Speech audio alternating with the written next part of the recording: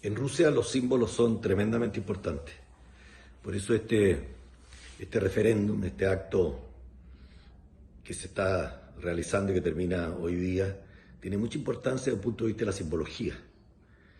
Recientemente hemos visto, no obstante la pandemia, el desfile militar del 27 de junio recordando el triunfo sobre el nazismo, donde Rusia mostró un poderío militar impresionante. Por otro lado, habían elegido la fecha del referéndum, el día de nacimiento de Lenin, un poco como recordando su historia y validando su historia frente a estos intentos de negacionismo que se empiezan a ver en todas partes. Y por el otro lado, obviamente, el tema de la inclusión de Dios en la Constitución. Patria grande y tan querida, protegida por Dios, dice el himno. Y el patriarca Kirill, a una pregunta de si le parecía apropiado que Dios se incluyera en la Constitución, nueva Constitución, contestó eso. ¿Por qué no en la Constitución? Si lo declara el himno nacional.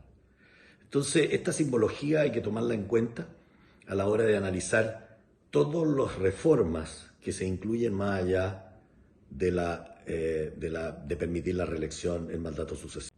En un entorno tan complejo y globalizado como el del siglo XXI, es difícil a veces entender cómo en un país un gobernante puede estar 20 años en el poder. Porque obviamente con el término de la Guerra Fría se expandió la democracia en el mundo, el respeto a los derechos humanos, desde una perspectiva del mundo occidental. Pero entender a Rusia o mirar a Rusia con esa perspectiva es erróneo.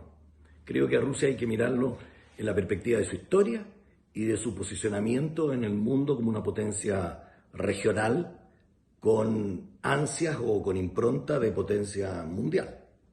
Y en ese sentido creo que el presidente Putin contribuyó a que Rusia recuperara una suerte de impronta nacional, de orgullo nacional y de esas reminiscencias del imperio ruso, con el objeto de posicionarse en el escenario internacional como alguien que influye, como un poder influyente. Por eso, durante estos 20 años, ellos han tenido un régimen político presidencialista, si bien es cierto, presidencialista parlamentario, pero con un presidente muy fuerte, y ha podido él, con el objeto de someterse o de sujetarse a los estándares prioritariamente aceptados por la comunidad internacional, a poder hacer dejar el poder, volver como primer ministro, Estado o de la pura burocracia de los partidos que gobiernan. Por eso se han aplacado algunas emergencias de algunas figuras en Rusia a lo largo de la historia moderna, desde el desmembramiento de la Unión Soviética. Por eso hoy día lo que se trata de hacer es no solo consolidar ese orgullo nacional, esa impronta nacional, sino que darle contenido para las nuevas generaciones. Y ahí es donde hay que insertar esta reforma constitucional que tiene por objeto consolidar no solo la permanencia del presidente Putin en el poder, que es una posibilidad, sino que cómo se consolida el poder en Rusia, en la Federación de Rusia, de cara al nuevo milenio, al siglo XXI. Y hay hechos muy importantes que considerar. Uno es la unidad del Estado, la unidad de la nación, la Federación de Rusia, o sea, la nacionalidad rusa. Y se ponen ahí algunas condiciones con respecto a las autoridades, con respecto a la nacionalidad, con respecto al territorio. El respecto al territorio, no ceder territorio. ¿Qué significa eso, no ceder territorio? Significa, de alguna manera, consolidar lo que se ha ganado desde el año 90 para adelante, o al juicio de ellos que se ha recuperado desde el año 1990 en adelante. Hablar de las fortalezas de Rusia, por ejemplo, en el escenario internacional, de cara a la agenda global, a la agenda mundial, obviamente que la cultura y el capital de la cultura es un hecho importante. Y el capital de la cultura se ha transformado, junto con la ubicación geoestratégica, en uno de los elementos centrales de la agenda global.